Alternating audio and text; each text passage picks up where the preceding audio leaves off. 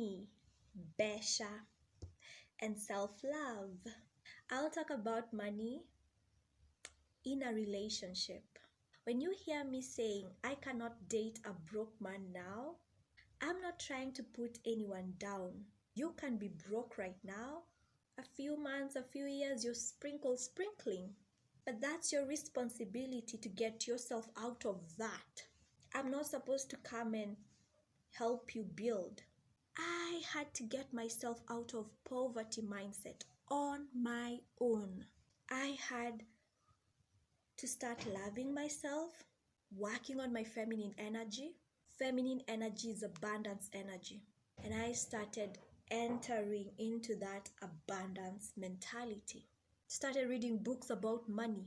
Started being consistent with my videos. Started being consistent with investing in myself, the time, the energy, the effort. I did the work. It's an inner work. I've said this, I observed poverty and I truly believe it's the absence of feminine energy. It means you cannot be in your feminine energy when you're struggling financially, when you're thinking, what will we eat? What will the children eat? Where will we get school fees? It will force you to be in your masculine energy. You'll throw sensuality, feminine energy, sexual energy, manifesting ability, abundance energy, receiving energy out. And that is what forces you to stay in poverty, because you've literally thrown the tools of abundance out the window. As a woman, it will drain you. Poverty will drain you. I had to start loving myself, to revert to feminine energy, to be in this abundance mentality. Poverty is a state of mind. When you're there saying, I can just date anyone, well and good, that is your choice. I cannot, because I know that energy. Let me say this. If you are mentally abundant and you're with someone who is mentally poor, if their energy is stronger than yours, they will pull you. You'll be mixing those energy and they will pull you. That is why when people start working on their abundance, they tend to attract other people who are in that energy. Be careful with the energies you are giving access to. Be careful, women. When I come and say I cannot date a poor man, I am not trying to put anyone down.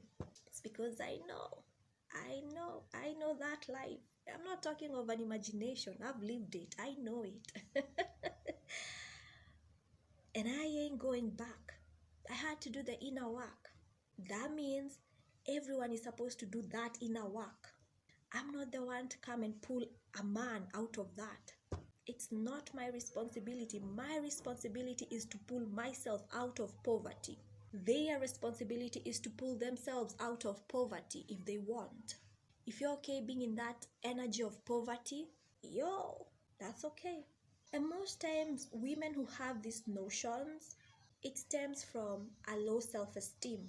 You don't see yourself deserving. You don't see yourself valuable. Go deep.